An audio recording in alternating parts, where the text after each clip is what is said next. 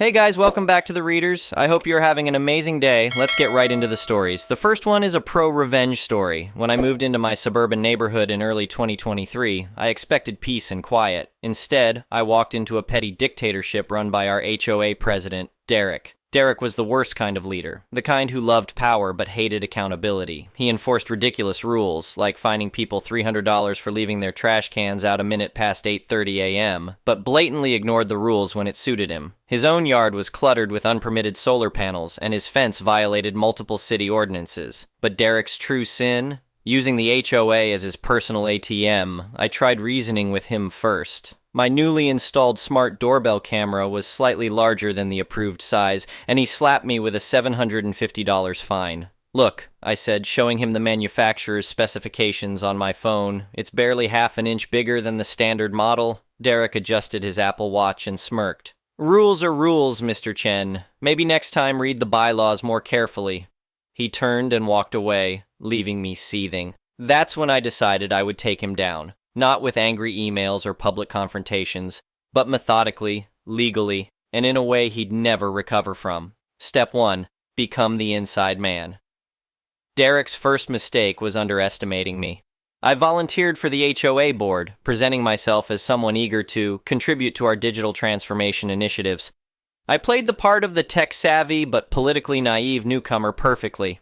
For 18 months, I attended every meeting, quietly observing how Derek operated. I learned he controlled the board by overwhelming other members with technical jargon and endless digital paperwork. He'd schedule important votes during holiday weekends when only his allies were present, and regularly experienced technical difficulties with emails containing complaints from dissenting homeowners.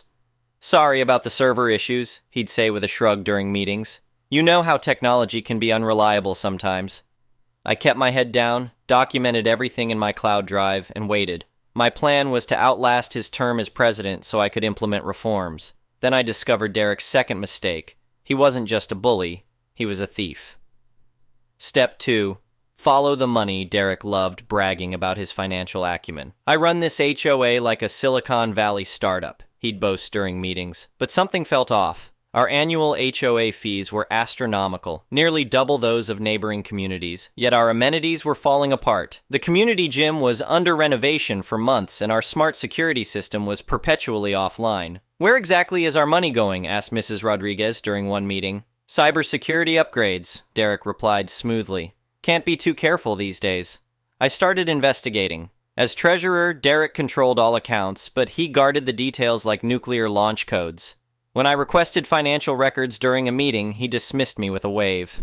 "That's all in the cloud, safe and secure," he said. "No need to worry about the details." I filed a formal request for the records, which he was legally required to provide. Weeks passed with no response. That's when I started networking with neighbors. Step 3. Build the case. The financial records, when Derek finally shared them, were a digital maze of mislabeled files and incomplete spreadsheets. A $25,000 charge for smart home integration consulting went to a company that existed only on paper. Thousands were marked as cloud infrastructure maintenance with zero documentation. "These numbers don't add up," I told Lucy, our resident CPA, as we reviewed the documents together. She nodded grimly. "Look at these timestamps. Some of these invoices were backdated."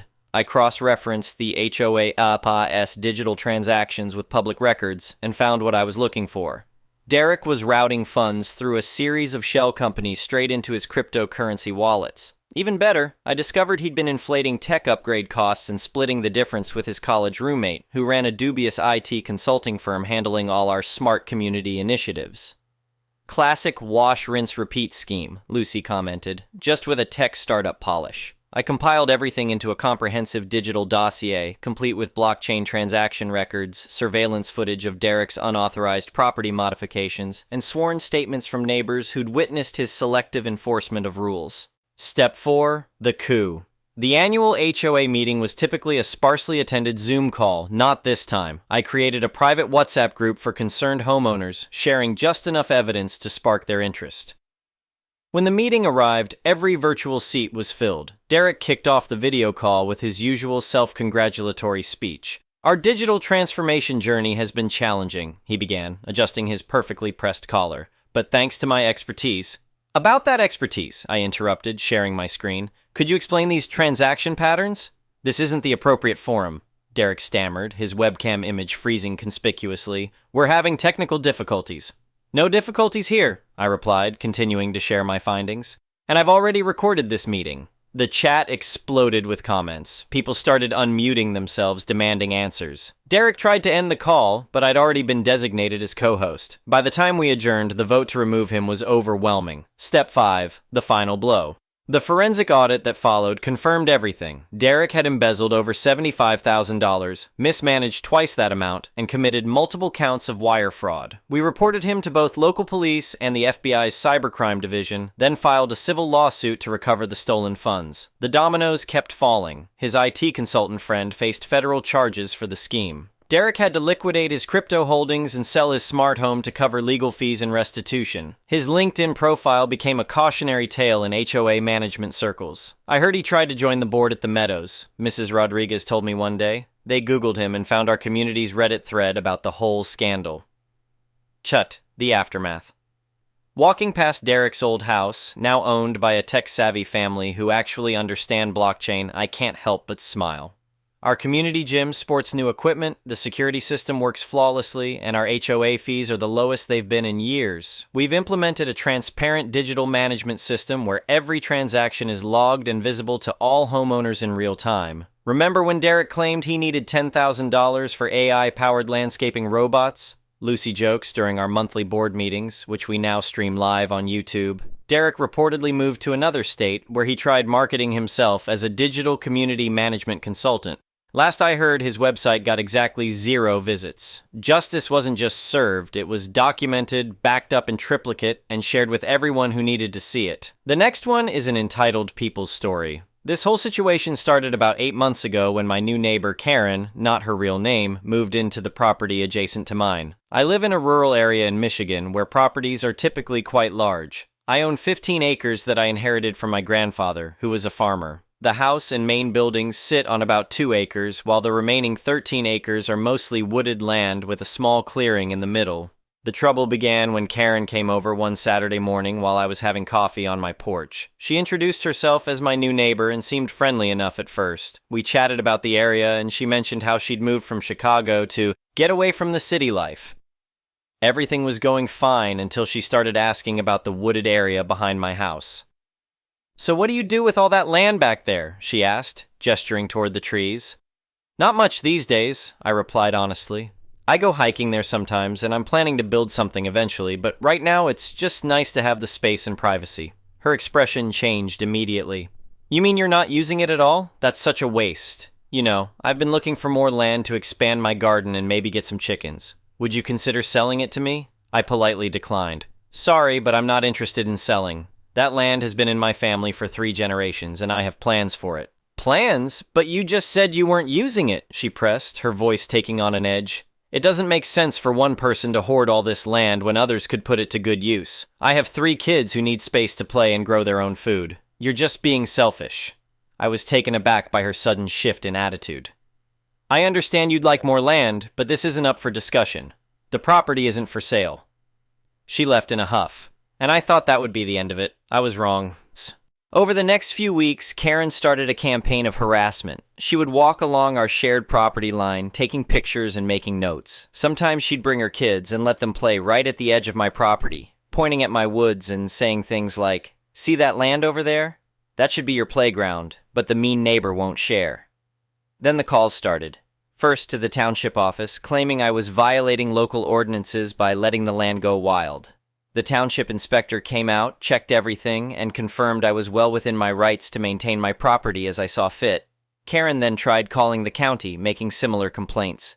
The situation escalated when I caught her actually on my property one day. I have a trail camera set up in the woods because I like to see what wildlife passes through, and it caught her walking around with a measuring tape and notebook. I immediately called the police and had them come out. When they arrived, Karen tried to claim she was just looking, and that since I wasn't using the land anyway, she had every right to check it out. The police officer was not impressed. "Ma'am, this is private property. You need permission to be here, regardless of how the owner uses their land."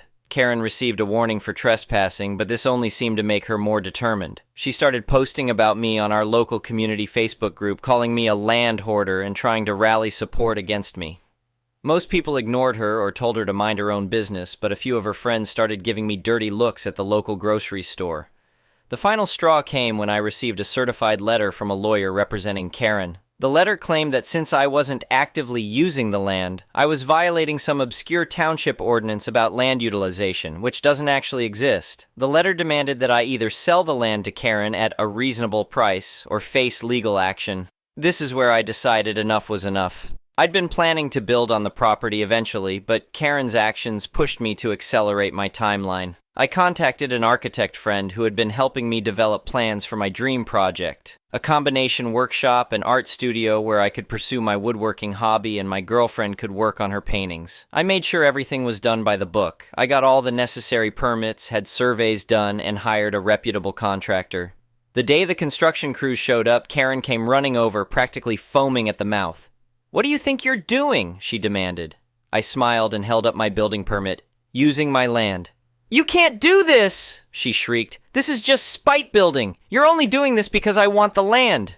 "Actually," I replied calmly, "I've had these plans drawn up for over a year. I have dated documentation to prove it, but you're right about one thing. Your harassment did motivate me to start the project sooner rather than later." She stormed off to call the township again, but there was nothing they could do. Everything was properly permitted and legal. The construction began. And over the next few months, my workshop studio started taking shape. It's a beautiful 2,000 square foot building with lots of windows to let in natural light, and we're using sustainable materials and solar panels to minimize the environmental impact. But Karen wasn't done yet. She tried claiming that the construction was causing damage to her property due to runoff. It wasn't. We had proper drainage installed. She called the police about excessive noise during construction, even though we were well within the allowed hours. She even tried to get a petition going in the neighborhood to stop the construction, claiming it would destroy property values. That's when I decided to really drive home the point about land ownership. I hired a landscaper to create a beautiful natural garden around the workshop with native plants and a small pond. We added walking trails through the wooded areas and put up proper private property signs along the property line. I also installed security cameras covering the entire perimeter, just in case Karen got any more ideas about trespassing.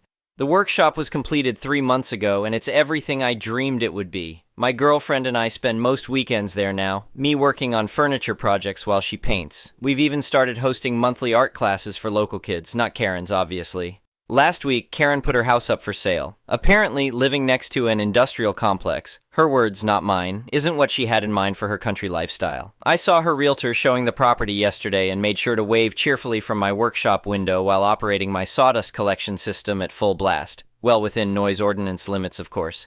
But here's where things get interesting. Yesterday, I received another certified letter, this time from a different lawyer. Karen is suing me for intentionally decreasing her property value and causing emotional distress through my malicious construction project. She's asking for $50,000 in damages. I called my lawyer immediately, and he actually laughed out loud when I forwarded him the letter.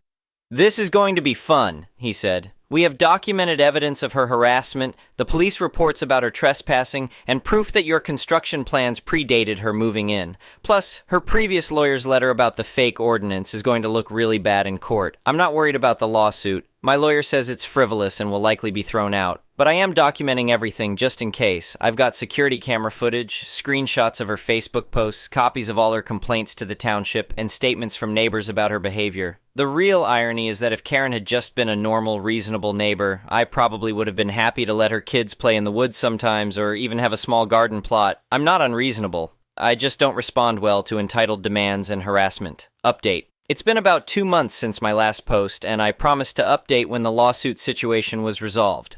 Well, it's resolved all right, and in the most satisfying way possible. The court date was set for last week. My lawyer and I came prepared with a mountain of evidence. All the documentation of Karen's harassment, the security camera footage, the trail cam photos of her trespassing, screenshots of her social media posts, the bogus letter from her first lawyer, statements from neighbors, and most importantly, the dated plans and permits for my workshop that proved this was all planned well before she moved in. Karen showed up with a different lawyer than the one who sent the lawsuit letter. Apparently, the second lawyer dropped her case when he saw our evidence, so she had to find someone else at the last minute. The new lawyer looked uncomfortable from the start, like he knew this was a lost cause. The judge was a no-nonsense older woman who clearly had zero patience for frivolous lawsuits. As soon as Karen's lawyer tried to argue that I had built the workshop maliciously to decrease her property value, the judge interrupted. "Let me get this straight," she said, looking over her reading glasses at Karen. "You moved next to this property, demanded the owner give you land that wasn't for sale, harassed him when he refused, trespassed multiple times, filed false complaints with local authorities, and now you're claiming he acted maliciously?" Karen tried to interrupt with her usual, "But he wasn't using the land" argument, but the judge shut her down hard. "Ma'am, property ownership is not contingent on current usage. The plaintiff has provided evidence that these construction plans existed before you even moved to the area. Furthermore, your documented pattern of harassment suggests that any emotional distress you experienced was self-inflicted." The judge not only dismissed Karen's case, but also granted my lawyer's countermotion for legal fees and damages. Karen now owes me $15,000 for legal expenses and an additional $5,000 for harassment and filing a frivolous lawsuit. The best part? During the proceedings, it came out that Karen had failed to disclose the ongoing dispute to her real estate agent or potential buyers. The agent was in court. I had subpoenaed her as a witness about Karen's claims of property value damage, and she was livid. She dropped Karen as a client on the spot, right there in the courthouse hallway. I overheard her saying something about liability and required disclosures. Karen's house is still on the market, but now with a different real estate agency. The price has dropped twice already. Turns out, when you have to legally disclose that you sued your neighbor over a completely legitimate construction project and lost, it doesn't exactly attract buyers. Meanwhile, my workshop studio has become a local success story.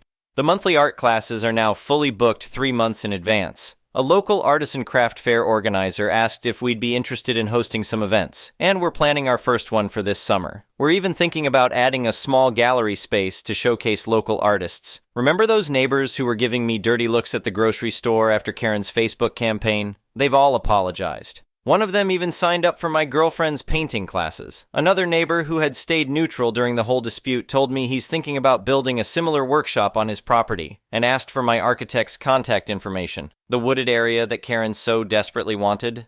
We've turned it into a beautiful nature walk with identified native plants and trees. Local schools have asked about bringing classes out for nature education days. We're working with a local conservation group to establish some butterfly gardens and bat houses. The land is being used more than ever, just not in the way Karen wanted. As for Karen herself, I haven't seen her in weeks. Her kids still wait for the school bus at the end of the driveway, but she sends her husband out with them instead of coming herself. He looks embarrassed every time we make eye contact. The sheriff came by yesterday to serve Karen with the judgment for my legal fees and damages. Apparently, she tried to claim she couldn't pay, but during the lawsuit proceedings, she had bragged about having substantial savings she was planning to use to develop the land. The judge was not amused by this attempt to avoid payment. My lawyer tells me she has 30 days to pay or we can put a lien on her house. Given that she's trying to sell, I imagine she'll pay rather than have that additional complications. Either way, I'm not too worried about it. The whole experience has taught me a valuable lesson about standing your ground against entitled people. If I had given in to her initial demands or let her harassment intimidate me, I might have lost a family property that's now being used to benefit the whole community. Sometimes the best revenge is simply living well and using what you have to create something positive. Oh, and one final detail that makes this all even sweeter. I just found out through the grapevine that Karen had already sold her house in Chicago before discovering my unused land. Apparently, she had assumed she'd be able to pressure me into selling and had planned to expand her new property. Now she's stuck with a house she can't sell for what she paid for it, legal fees she has to pay, and a reputation in the community as that crazy neighbor who tries to steal land and sue people. My grandfather used to say that land was one of the best investments you could make, not just for its monetary value, but for its potential. I think he'd be proud to see how his old property is being used now. Sometimes it takes someone trying to take something away from you to make you realize just how valuable it really is. The only downside to this whole situation is that I had to spend more on security cameras and legal fees than I had planned, but honestly, it was worth every penny to see justice served and to know that my property rights are firmly established. Plus, the art classes are bringing in enough income to offset those costs anyway. As they say, the best revenge is living well. In this case, it's living well, creating art, teaching others, and preserving nature all on land that I rightfully own and now actively use in ways that benefit more than just myself.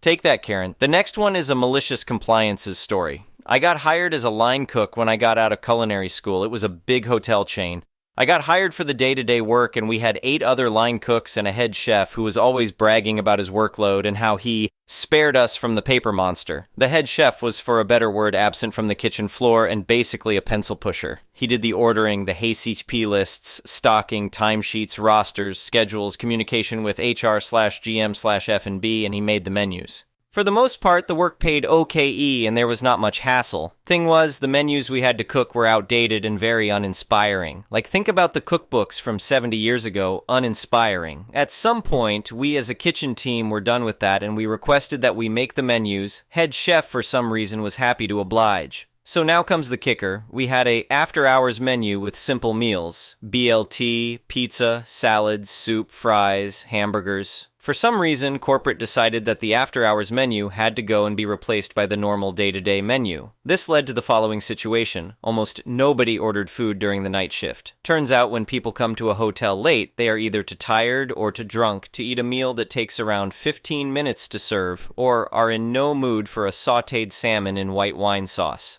This went on for like a year, and corporate saw the nosedive in the night shift revenue across the board, and they made the only logical decision to combat this problem: fire all night shift line cooks or relocate them to other hotels if they could not be fired. Of course, the after-hours menu was not changed, nor was it removed. No, instead, it meant the shift had to be picked up by another. So this is where the tale really started. So I worked there for about 2 years, and I got in some trouble with the head chef. We didn't see eye to eye. This led to the following situation. I had to pick up almost every night shift. I would come in at 4 in the afternoon and leave around 5 in the morning. I worked 40 hours on paper, but in reality I worked around 50-ish. I didn't mind as overtime was paid out, and me as a 21-year-old could do a lot with the paid out OT. It was so boring. In the beginning, I cleaned the kitchen, checked the walk-ins for spoiled goods, set up a part of the breakfast, and did some minor paperwork. After about 3 weeks, I ran out of work to do. Every 2 or 3 days, I could clean something or check the fridges, but what first took an hour now took like 10 to 15 minutes. So I did the logical thing and started reading books, watching Netflix, talked to the night manager, starting to experiment with new recipes, and hanging out with the interns. Basically, I was effing around on company time. So after a while, I got called into the office of the GM. I got a verbal reprimand for slacking. When I asked him why, he told me someone told him what I did during night shift. So I, of course, explained to him what I did and that in between these hours I had little to do. This led to a discussion between corporate, GM, and my union about what I could and could not do within the position I was hired for, but that's a story for another time. At the end of this whole ordeal, I was tasked with kitchen paperwork, and Chef just unloaded his whole workload on me, telling me to get to work and that the time for slacking was over. He said this all smug, and apparently he was assuming I would not finish this or I would come begging for help. I had to do timesheets, order produce, and answer emails. Chef was always bragging about the work and that it took a whole week. After one look, I knew he was not familiar with computers and the various programs he had to work with. Within a month, I had figured out that our time management system could be linked to our payroll system, and I only had to check if the breaks were logged correctly, hit the sync button, and place a request for validation by the GMHR. Same went for our ordering software. I could upload a produce list and order from an iPad while walking around to the different walk-ins and freezers. Also, I combined this with the 2-day spoil check. Within 2 months or so, I found out that the work schedule sheet could be copied to another week, and with another software link, I could sync our HR app so it would automatically generate a warning when someone was on leave or vacation. It took me 2 night shifts to do all of the above, and the other 3 I could slack. Due to this, Chef had nothing to do in the office, and in turn was slacking. He had nothing to do during the day but to sit around in his office. After about 2 months, somebody slipped this info to the GM. After that, Chef had to work in the kitchen, and his 9 to 5 changed. He had to do breakfast shifts as he failed to do line cook work. He was stuck 30 years back when sticking everything in jelly was a trend. Soon after this, corporate got wind of this great innovation and asked our chef to document this all and send this over to them. When I left the company due to other reasons, corporate were contemplating cutting the head chef's position and making the F&B manager responsible for the kitchen. Thank you for watching. I would really appreciate it if you could like the video and subscribe to our channel if you haven't already. We'll see you again tomorrow.